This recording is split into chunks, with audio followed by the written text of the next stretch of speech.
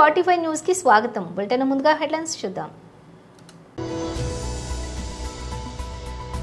రేవంత్ రెడ్డిపై ఈటెల రాజేందర్ తీవ్ర విమర్శలు.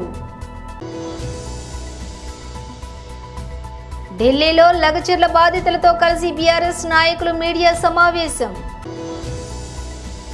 శాసన మండలిలో ఉప ముఖ్యమంత్రి పవన్ కళ్యాణ్ ప్రసంగం. వెనుకడుగు వేయని రాజకీయ పక్షం వైఎస్ఆర్ కాంగ్రెస్ పార్టీ, అంబటి రాంబాబు. పోలీసుల విచారణకు డుమ్మా కొట్టిన వర్మ. ఇక డీటెయిల్స్ చూస్తే తెలంగాణ ముఖ్యమంత్రి రేవంత్ రెడ్డిపై బీజేపీ నేత మల్కాజ్గిరి ఎంపీ ఈటెల రాజేందర్ తీవ్ర వ్యాఖ్యలు చేశారు. ఈరోజు ఆయన మీడియా సమావేశంలో మాట్లాడుతూ ముచ్చర్లలో ఫార్మసిటీ భూసేకరణ సమయంలో రేవంత్ రెడ్డి మాట్లాడిన మాటలకు హద్దే లేదని, కానీ ఇప్పుడు మాట మార్చుతున్నారని మండిపడ్డారు. కాంగ్రెస్ పార్టీ ఫార్మసిటీని రద్దు చేస్తామని కూడా మేనిఫెస్టోలో పేర్కొందని గుర్తు చేశారు. కానీ ఇప్పుడు ఇచ్చిన హామీలనే నెరవేర్చడం లేదని విమర్శించారు. ఫార్మసిటీని రద్దు చేస్తామని ఎన్నికలకు ముందు చెప్పిన కాంగ్రెస్ ఇప్పుడు ప్రజాభిప్రాయానికి వ్యతిరేకంగా కొడంగల్లో ఏర్పాటు చేస్తోందని ఆగ్రహం వ్యక్తం చేశారు. కాంగ్రెస్ ఈ రోజు ప్రజాపాలన సంబరాలు జరుపుకోవడాన్ని చూసి ప్రజలు నవ్వుకుంటున్నారని ఎద్దేవా చేశారు. కాంగ్రెస్ అబద్ధాల పునాదుల మీద రేవంత్ రెడ్డి పాలన కొనసాగిస్తున్నారని వ్యాఖ్యానించారు. ఈ ప్రభుత్వం అన్ని రంగాల్లో విఫలమైందని ప్రజలు కూడా చర్చించుకుంటున్నారని ధ్వజమెత్తారు. గత ప్రభుత్వం ముచ్చెర్లలో ఫార్మసిటీ కోసం 19,000 ఎకరాల భూసేకరణ చేసేందుకు ప్రయత్నించిందన్నారు. అప్పుడే కాంగ్రెస్ ఫార్మసిటీని వ్యతిరేకించిందని గుర్తు చేశారు. ఇప్పుడు ఫోర్త్ సిటీ కోసం రైతుల పొట్ట కొడుతున్నారని ఆగ్రహం వ్యక్తం చేశారు. నేను కూడా ఒక 25 సంవత్సరాలుగా యాక్టివ్ పాలిటిక్స్లో ఉన్నాం. అనేక మంది ముఖ్యమంత్రి చూసాం, మళ్ళీ ఈయన చూస్తున్నాం. ఇంత దుర్మార్గం అంటే సంవత్సర కాలంగా వచ్చుడే హైడ్రా అని మొదలుపెట్టాడు. అంటే ప్రజలకి తెలుసుకునే వరకే జరగాల్సిన నష్టం జరిగిపోయింది. చెరువులు అంటేనే ప్రభుత్వ భూములు, చెరువులు అంటేనే మొత్తం ఎఫ్టీఎల్లో ఉండేటి కానీ బఫర్ జోన్లు కానీ మొత్తం గవర్నమెంట్ భూములు అనే పద్ధతుల పట్ల వాళ్ళను దొంగల్లాగా చిత్రీకరించే ప్రయత్నం చేశారు. వీళ్ళంతా ఆక్రమించుకొని కట్టుకున్న ఇల్లు, వీళ్ళ వల్లనే హైదరాబాద్కు వరదలు వస్తున్నాయి అని చెప్పేటువంటి ప్రయత్నం చేశారు. కానీ తర్వాత తెలిసింది ఈ భూములని కూడా పట్టా భూములని 50 ఏళ్ళ క్రితం 60 ఏళ్ళ క్రితం వాళ్ళు లేఅవుట్లు చేస్తే కొనుక్కొని కట్టుకున్నటువంటి ఇల్లు అనే విషయం తర్వాత తెలిసింది. ఎక్కడ కూడా ఇల్లీగల్ ఆక్రమించుకున్న భూములు కాదు. ఈవెన్ మూసీలో ఉన్నాయి కూడా. అట్లా అనేక పేదలను కూలగొట్టింది. ఆ వేదన ఇప్పుడు మళ్ళీ చెప్తే అది మళ్ళీ కన్నీళ్ళు వస్తాయి. ఆనాడు హైడ్రాకు బాధ్యులు కొన్నాళ్ళు మాకు ఎవరికి అడగాల్సి అక్కర్లేదు, ఏ కోర్టు మాకు చెప్పాల్సి అక్కర్లేదు, మేము కూలగొట్టు కూడా పోతూనే ఉంటాం, మమ్మల్ని ఎవరు బ్రహ్మదేవుడు కూడా ఆపలేడని చెప్పి ఎంత అహంకారపూరితంగా చేసిండ్రు చూసిండ్రు. అది మొత్తం తెలంగాణ సమాజం అంటుకొని దాన్ని అంటే దాన్ని విధిరా అయిపోయింది. మళ్ళీ మూసి పడ్డాడు. మూసిలో కూడా మేము అందరం అంటున్నాం ఎంత దుర్మార్గులు అంటే, నర్మదా నది జరగలేదా? జరిగింది. ఇలా నవామి గంగా జరగలేదా? జరుగుతుంది. అట్లనే మూసీ నది కూడా జరగాల్సిందే. ఒకవేళ మూసీ నది జరగాలంటే నిజంగా 150,000 కుసకుల నీళ్లు పోవడానికి ఎంత డెప్త్ కావాలి, ఎంత విడ్త్ కావాలి, నువ్వు మార్కింగ్ చేస్తే తప్పులేదు. కానీ ఎక్కడెక్కడైతే రైట్ సైడ్ కానీ లెఫ్ట్ సైడ్ కానీ మంచి విలువైన భూములు ఉన్నాయో 270 మీటర్లు 300 మీటర్లు ఒక్కొక్క దిక్కు అంటే దాదాపు 1000 ఫీట్లు అటు ఇటు పెట్టి కొన్ని వేల ఇళ్ళు, దాదాపు 10-15 వేల ఇళ్ళు కూలగొట్టి ఆ భూములని చౌకగా గుంజుకొని అక్కడ మల్టీనేషనల్ కంపెనీలు కట్టబెట్టే ప్రయత్నం చేస్తుండు. కాబట్టి నేను మొదటి నుంచి అక్కడ పార్లమెంట్ సభ్యులు కాబట్టి మొత్తుకున్నాను. ఢిల్లీలో లగచర్ల బాధితులతో కలిసి బీఆర్ఎస్ నాయకులు మీడియా సమావేశం నిర్వహించారు. తెలంగాణ రాష్ట్ర ప్రభుత్వం ఒక ఫార్మా కంపెనీ తీసుకురావాలని చెప్పి ఫార్మా విలేజ్తోని అక్కడ 1300-1400 ఎకరాల భూమిని కొనుగోలు చేసే ప్రయత్నంలో భాగంగా ఎక్కువ మంది గిరిజనులు, దళితులకు సంబంధించిన భూములు, పట్టా భూములు మరి కోల్పోవాల్ వస్తుంది. వాళ్ళ తాతలు తండ్రులు వాళ్ళ తరతరాలుగా వాళ్లకు వస్తున్న భూములు మేము భూములు ఇయ్యము, వాటిని వదులుకోము అని చెప్పి ఎప్పుడైతే తెలిసినప్పటి నుంచి ఏ అధికారి వచ్చినా ఎవరు వచ్చినా వాళ్ళ నిరసనను వివిధ రూపాల్లో వివిధ స్థాయిలో వాళ్ళు తెలియజెప్పడం జరిగింది. కానీ ముఖ్యమంత్రి గారు ఇది నా నియోజకవర్గం, సామాన్య గిరిజనులు, పేద గిరిజనులు ఏం చేసుకుంటారు, నాకు ఎదురు తిరుగుతారా అనే ఒక అహంకారంతో, ఒక దురహంకారంతో మరి అక్కడికి అధికారులను పంపించి ఆ సంఘటనకు బాధ్యులైనరు. ఆ సంఘటనకు కూడా ఎవరు ఉద్దేశపూర్వకంగా కలెక్టర్ మీదనో ఇంకెవరి మీద దాడి చేయాలనే ఆ గిరిజనుల ఉద్దేశం కాదు. కేవలం 9 నెలలుగా కలెక్టర్ కాళ్ళ మీద పడ్డ ఆర్డీఓలు, ఎంఆర్ఓలు ఎవరు వస్తే వాళ్ళ కాళ్ళు పట్టుకొని బతిలాడినా వదులుకోలేదు, మరి వదలట్లేరు, మళ్ళీ మా ఇళ్ళకి వచ్చిరు అని చెప్పి ఒక ఆవేదనతోని మాత్రమే కొంతమంది యువకులు నెట్టేస్తే మధ్యాహ్నం సంఘటన జరిగితే అర్ధరాత్రి ఆడవాళ్ళని చూడకుండా, వృద్ధులని చూడకుండా, పిల్లలని చూడకుండా నానా బీభత్సం బందిపోటు దొంగల మీద ఏ విధంగా ప్రయోగం చేస్తారో, దేశద్రోహుల మీద ఏ విధంగా దాడి చేస్తారో, మరి ఆ విధంగా టెర్రరిస్టులను తలపించే విధంగా అమాయకమైన గిరిజనుల మీద వాళ్ళ ప్రతాపాన్ని మరి చూపించడం జరిగింది. దాంట్లో అనేక మంది గిరిజనులు మరి శారీరకంగా వాళ్ళు ఇబ్బంది పెట్టారు, కొట్టారు. అక్కడి నుంచి 21 మందిని అరెస్ట్ చేసి ఇప్పటికే జైల్లో ఉంచారు. ఆడవాళ్ళని కూడా చూడకుండా వాళ్ళని విపరీతంగా కొట్టడం జరిగింది. ఈ రోజు వరకు అక్కడ ఎవరు పోయినా పోనీయకుండా భయానకమైన వాతావరణంలో ఆ తండను ఉంచడం జరిగింది. స్వతహాగా అక్కడ పార్లమెంట్ సభ్యురాలైన అరుణ గారు లేకపోతే ఈటల రాజేందర్ గారు లాంటి వాళ్ళు పోయినా రానియకుండా అడ్డుకుంటున్నారు. వాళ్ళను పరామర్శిద్దామంటే కూడా మరి వాళ్ళు పెట్టే ఇబ్బందులు, వాళ్ళ పెట్టే చిత్రహింసలు, అక్కడ పోలీసులు భయపెడుతున్న తీరు చూసి గ్రామస్తులందరూ కూడా పారిపోవడం జరిగింది. తండాలన్నీ కూడా శ్మశాన నిశ్శబ్దాన్ని మరి తలపిస్తూ ఉన్నాయి. అందుకనే మేము అక్కడున్న గిరిజనులందరూ వచ్చి మా నాయకుడు కేసీఆర్ గారిని మాకు న్యాయం చేయండి, మీరు ఉన్నప్పుడు మేము సంతోషంగా ఉన్నాం. శాసన మండలిలో ఉప ముఖ్యమంత్రి పవన్ కళ్యాణ్ ప్రసంగం. ప్రశ్న ఏఎన్బి కలిపి రాష్ట్రంలో 2015 సంవత్సరం నుండి 10,808 గ్రామ పంచాయతీల్లో మహాత్మా గాంధీ జాతీయ గ్రామీణ ఉపాధి హామీ పథకం అనుగుణంగా గ్రామ పంచాయతీల్లో డంపింగ్ యార్డులను చెత్త నుండి సంపద సృష్టి కేంద్రాలుగా అభివృద్ధి చేయడం అయింది.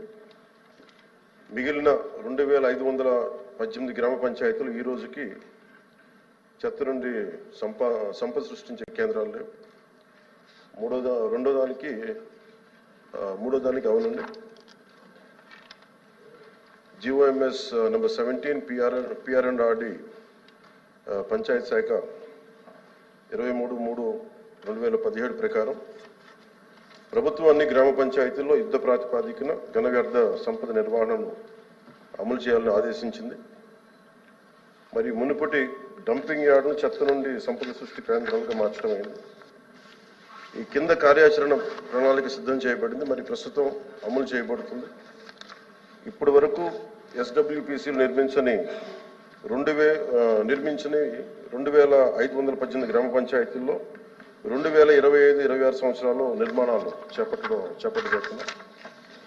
అలాగే రాష్ట్రంలో నిర్మించిన 10,808 ఎస్డబ్ల్యూపీసీలో 9,342 పనిచేస్తున్నాయి. పూర్తిగా పనిచేసేవి 5,556, పాక్షికంగా పనిచేసేవి 3,826. పాక్షికంగా పనిచేసే 3,826 ఎస్డబ్ల్యూపీసీలు మార్చి 25 నాటికి పూర్తిగా పనిచేసే స్థితికి అప్గ్రేడ్ చేయబడతాయి. 1,426 పనిచేయని ఎస్డబ్ల్యూపీసీలని మార్చి 2025 నాటికి పనిచేసే స్థితికి పునరుద్ధరించడం అవుతుంది. రాష్ట్రంలోని గ్రామ పంచాయతీలకి చెత్త నుండి సంపద సృష్టి కేంద్రాలుగా క్రమం తప్పకుండా నిర్వహించేందుకు వీలుగా ప్రభుత్వం అవసరమైన అన్ని చర్యలు తీసుకుంటుంది. తద్వారా 2026 చివరి నాటికి అవి స్వయం సమృద్ధిగా మారుతాయి. కేంద్ర 15వ ఆర్థిక సంఘం నిధులు మరియు గ్రామ పంచాయతీలు సాధారణ నిధులు ఎస్డబ్ల్యూపీసీల కార్యకలాపాలు మరియు నిర్వహణకు కేటాయించబడ్డాయి. ఏపీ మార్క్ఫెడ్ భాగస్వామ్యంతో వర్మీ కంపోస్ట్ విక్రయాన్ని ప్రోత్సహించడం అవుతున్నది. అలాగే PR1 యాప్ ద్వారా ఎస్డబ్ల్యూపీసీలు ప్రయోజనాత్మక స్థితి క్రమం తప్పకుండా పర్యవేక్షించబడుతుంది. పోలీసులను అడ్డు పెట్టుకుని వైఎస్ఆర్ కాంగ్రెస్ పార్టీ శ్రేణుల మీద అక్రమ కేసులు పెడుతున్నారు. వెనుకడుగు వేయని రాజకీయ పక్షం వైఎస్ఆర్ కాంగ్రెస్ పార్టీ. ఈ కూటమి ప్రభుత్వం ఎన్ని తప్పుడు కేసులు పెట్టుకున్నా భయపడే ప్రసక్తే లేదు. పోలీసులు చట్ట వ్యతిరేకంగా వ్యవహరిస్తే వారిపై ప్రైవేటు కేసులు ఫైల్ చేస్తాం. ఇది ఒక కుట్రపూరితంగా వైఎస్ఆర్ కాంగ్రెస్ పార్టీ మీద పోలీసుల్ని అడ్డం పెట్టుకొని దాడి చేసేటటువంటి కార్యక్రమం చేస్తున్నారు. చాలా చోట్ల పోలీసు ఆఫీసర్స్ కూడా ఇల్లీగల్గా బిహేవ్ చేస్తున్నారు.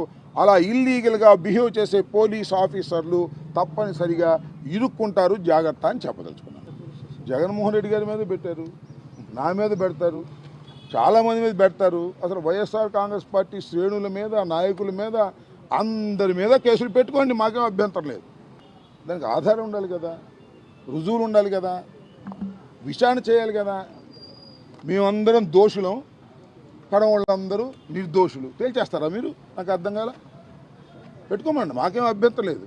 కానీ లీగల్ ప్రొసీజర్ కేసు పెట్టండి, రిజిస్టర్ చేయండి, విచారణ జరపండి, ఏదైనా ఉంటే మమ్మల్ని పిలవండి, అరెస్ట్ చేయండి, లోపలేయండి. ప్రభుత్వం మీది, 5 సంవత్సరాల ప్రభుత్వం మీది. ప్రభుత్వం మీరు అనేక పాలసీలు మీరు చేయాలి, అనేక అభివృద్ధి కార్యక్రమాలు చేయాలి, అనేక సంక్షేమ కార్యక్రమాలు అమలు చేయాలి. ఇంతేనా? ఇది కదా చేయాల్సింది మీరు. రాంబాబుని అరెస్ట్ చేస్తాం, రోజాను అరెస్ట్ చేస్తాం, జగన్మోహన్ రెడ్డి గారి మీద కేసు పెడతాం, కనపడ్డంలో రోపలేస్తాం. ఇదే మీ పరిపాలన? నేను అడుగుతా ఉన్నా. ఇదే పరిపాలన అయితే 5 సంవత్సరాల తర్వాత మళ్ళీ ఏం జరిగిద్దో నేను మీకు ప్రత్యేకంగా చెప్పాల్సిన అవసరం లేదని కూడా ఈ సందర్భంగా చెప్పదలుచుకున్నాను. మీరు పరిపాలన మీద దృష్టి పెట్టకోకుండా రెడ్ బుక్ మీదే దృష్టి పెట్టి మమ్మల్ని అణచాలనేటువంటి ప్రయత్నం మీరు చేస్తున్నారు. చాలా సింపుల్ రీజన్, బాలు బురదలో వేస్తే ఏమైద్ది? కింద పడిపోతుంది. అదే గట్టి నేలకేసి కొడితే ఏమైద్ది? అంతకన్నా స్పీడ్గా లెగుస్తుంది. గట్టి నేలకేసి కొడితే బాలు ఎలా స్పీడ్గా లెగుస్తుందో ఈ YSR Congress party social media కానీ, అంబటి రాంబాబు కానీ, నాయకులు కానీ ఎన్ని కేసులు పెడితే అంత అద్భుతంగా ముందుకు సాగుతామని కూడా ఈ సందర్భంగా నేను మనవి చేస్తున్నాను. కేసులకు భయపడే వ్యక్తులం కాదు మేము. డాక్టర్ రాజశేఖర రెడ్డి గారి వెంట నడిచినటువంటి వ్యక్తులం. జగన్మోహన్ రెడ్డి గారిని 16 మాసాలు జైల్లో పెట్టినా వెనుకడుగు వెయ్యనటువంటి రాజకీయ పక్షం మాది. కేసులు పెట్టి మమ్మల్ని బెదిరించాలనుకుంటున్నారు మీరు. మీ వల్ల కాదని కూడా ఈ సందర్భంగా చెప్పదు. పెట్టుకోండి కేసులు, ఎన్ని కావాలి నేను పెట్టుకోండి, మాకేం అభ్యంతరం లేదు. ఎన్ని కేసులన్నా పెట్టుకోండి, ఎవరి మీదన్నా పెట్టుకోండి. చట్టం ప్రకారం మేము ముందుకు వెళ్తాం, ధైర్యంగా ఎదుర్కొంటాం. ప్రముఖ దర్శకుడు రామ్ గోపాల్ వర్మ పోలీసుల విచారణకు డుమ్మాకొచ్చారు. మంగళవారం ఆయన ఒంగోలు రూరల్ పోలీస్ స్టేషన్లో విచారణకు హాజరు కావాల్సి ఉంది. అయితే ఉదయం 10 గంటల ప్రాంతంలో తాను విచారణకు రాలేనంటూ ఆర్జీవీ పోలీసులకు మెసేజ్ అందించారు. ఈ మేరకు వాట్సాప్లో ఆయన మెసేజ్ చేసినట్లు తెలుస్తోంది. తనపై నమోదైన కేసులో విచారణకు పోలీసులకు సహకరిస్తానని ఆర్జీవీ చెప్పారు. అయితే తన వ్యక్తిగత పనుల కోసం 4 రోజుల సమయం కావాలని కోరారు. ఆ తర్వాత తప్పకుండా విచారణకు వస్తానని ఆర్జీవీ తన మెసేజ్లో పేర్కొన్నట్లు అధికార వర్గాల సమాచారం. సోషల్ మీడియాలో అసభ్య పోస్టులకు సంబంధించి ఆర్జీవీపై ఏపీ పోలీసులు ఇటీవల కేసు నమోదు చేసిన విషయం తెలిసిందే. ఈ కేసుకు సంబంధించి విచారణకు రమ్మంటూ నోటీసులు కూడా జారీ చేశారు. మంగళవారం ఉదయం 11 గంటలకు ఒంగోలు రూరల్ పోలీస్ స్టేషన్లో ఆర్జీవీని విచారించేందుకు పోలీసులు ఏర్పాట్లు చేశారు. అయితే వ్యక్తిగత పనులు ఉండటంతో విచారణకు హాజరు కాలేకపోతున్నాను అంటూ ఉదయం 10 గంటల ప్రాంతంలో ఆర్జీవీ పోలీసులకు సమాచారం అందించారు. వరంగల్ ఆర్ట్స్ కాలేజ్ మైదానంలోని ప్రభుత్వ ఆధ్వర్యంలో ప్రజాపాలన విజయోత్సవాలు పేరుతో సభ నిర్వహిస్తూ ఉన్నారు. ఈ సభకు ముఖ్యమంత్రి రేవంత్ రెడ్డి హాజరవుతూ ఉన్నారు. ఇందుకోసం ఆయన హైదరాబాద్ బేగంపేట విమానాశ్రయం నుంచి బయలుదేరారు.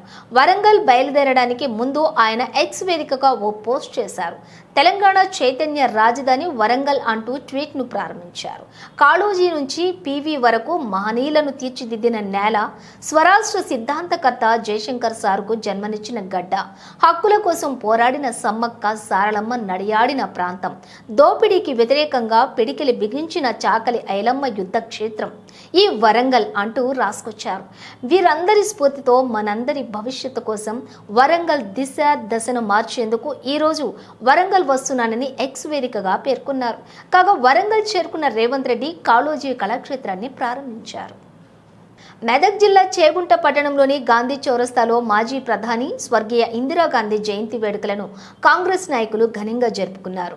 మండల కాంగ్రెస్ పార్టీ అధ్యక్షుల ఆధ్వర్యంలో ఇందిరాగాంధీ చిత్రపటానికి పూలమాలలు వేసి నివాళులర్పించారు. అనంతరం కేక్ కట్ చేసి వేడుకలు జరుపుకున్నారు. ఈ కార్యక్రమంలో మండల అధ్యక్షులు కాంగ్రెస్ వడ్ల నవీన్ కుమార్, ఉపాధ్యక్షులు మసాయిపేట్ శ్రీనివాస్, జిల్లా మహిళా general secretary Kurma Lakshmi, general secretary Kondi Srinivas, Mahesh, SC cell అధ్యక్షులు నర్సింహులు, కిసాన్ సెల్ అధ్యక్షులు Chaudhary Srinivas, social media convener Mohan Naik, పట్టణ యువ నాయకులు సండ్రుగు శ్రీకాంత్, మాజీ యువజన అధ్యక్షులు సాయి కుమార్ గౌడ్, మండల ఫిషర్ అధ్యక్షులు సోమా వెంకటేష్, మైనారిటీ నాయకులు మహమ్మద్ నదీన్, హసీన్ అలీతో పాటుగా పలువురు నాయకులు, కార్యకర్తలు పాల్గొన్నారు. इंदिरा गांधी नाम रहेगा। इंदिरा गांधी इंदिरा गांधी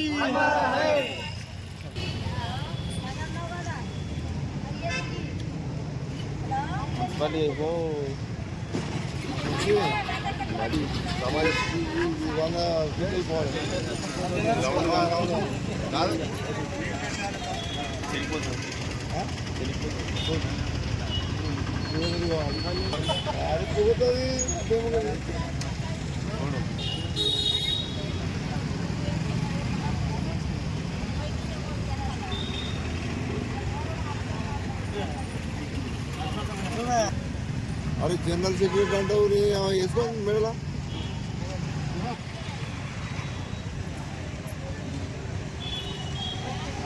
భారతదేశ తొలి మహిళా ప్రధానమంత్రి స్వర్గీయ ఇందిరాగాంధీ యొక్క జయంతి సందర్భంగా చేగుంట మండల కాంగ్రెస్ పార్టీ తరఫున ఈరోజు జయంతిని ఘనంగా నిర్వహిస్తూ ఆమెకు ఘనమైన నివాళులర్పిస్తూ ఆమె యొక్క సేవల్ని కొనియాడుతూ స్మరించుకోవడం జరిగింది.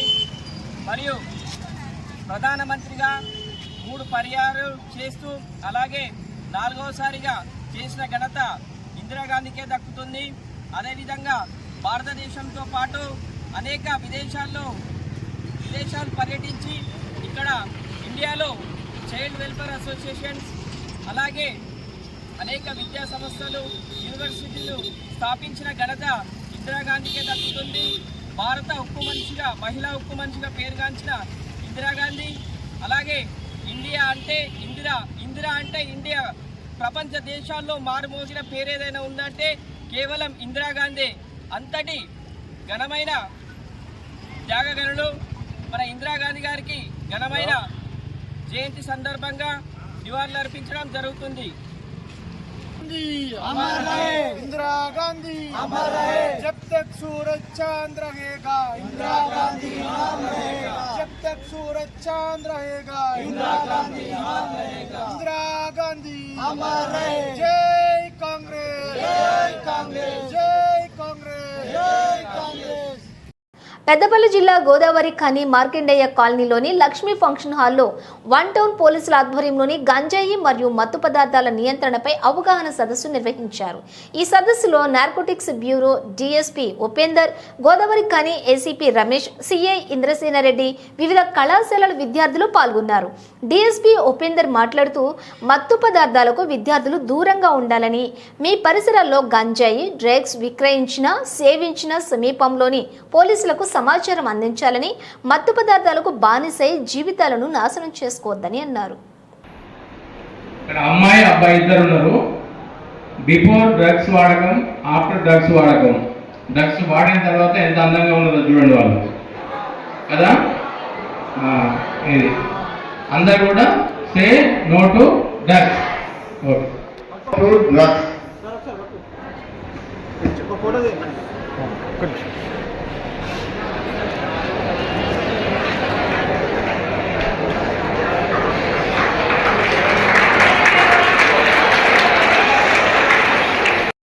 మీ ఫోన్లలో ఉన్న ఫొటోస్ కావచ్చు, మీ ఫోన్ నెంబర్స్ కావచ్చు, తర్వాత మీ అకౌంట్స్ ఏమైనా బ్యాంక్ అకౌంట్స్ ఉంటే అవి హ్యాక్ అయ్యి నష్టం జరిగే అవకాశం ఉంటుంది. ఈ కార్యక్రమాన్ని ఉద్దేశించి కృష్ణమూర్తి గారిని మాట్లాడాల్సింది కోరుతున్నాం. నార్కోటిక్స్ బ్యూరో ఆర్ఎన్సిసి కరీంనగర్ అంటే రీజనల్ నార్కోటిక్ కంట్రోల్ సెల్ సంబంధించి మేము ఇక్కడికి రావడం జరిగింది. గోదావరి ఖని పోలీసుల సహకారంతో ఇక్కడ యాంటీ డ్రగ్స్ అవేర్నెస్ ప్రోగ్రాం ఏర్పాటు చేయడం జరిగింది. ముఖ్యంగా విద్యార్థులకు ఈ డ్రగ్స్ మీద వారికి ఒక అవేర్నెస్ ప్రోగ్రాం కల్పిస్తే రాబోయే కాలంలో విద్యార్థులు ఈ డ్రగ్స్ జోలికి వెళ్లకుండా ఉంటారని, మరియు వారి బంధువులు కానీ ప్రేమికులు కానీ ఎవరు కూడా ఈ డ్రగ్స్ జోలికి వెళ్లకుండా ఉండేందుకు వారికి మరియు వారిలో చైతన్యం కల్పించేందుకు ఈ కార్యక్రమం ఏర్పాటు చేయడం జరిగింది. ఎవరైనా ఈ డ్రగ్స్కు సంబంధించి ఏదైనా విషయాలు ఉంటే 1908 కానీ 8712671111 టోల్ ఫ్రీ నెంబర్స్కు కాల్ చేస్తే తగిన చర్య తీసుకోవడం జరుగుతుంది. తెలంగాణ ప్రభుత్వం యొక్క ఉద్దేశం డ్రగ్స్ ఫ్రీ తెలంగాణ చేసే దానిలో భాగంగా రామగుండం కమిషనరేట్ కూడా గోదావరి ముఖ్యంగా గోదావరి పట్టణం డ్రగ్స్ ఫ్రీ పట్టణంలో చేసే కార్యక్రమం భాగంగా మేము ప్రతి కాలేజీలో కూడా స్టూడెంట్స్కు అన్ని వర్గాల వారికి అవేర్నెస్ కార్యక్రమాలు చేపట్టడం జరుగుతుంది. దానిలో భాగంగా ఈరోజు విద్యార్థులందరికీ యాంటీ నార్కోటిక్స్ బ్యూరో వాళ్ళ సహకారంతో ఇప్పుడు ఒక అవేర్నెస్ కార్యక్రమం చేశారు.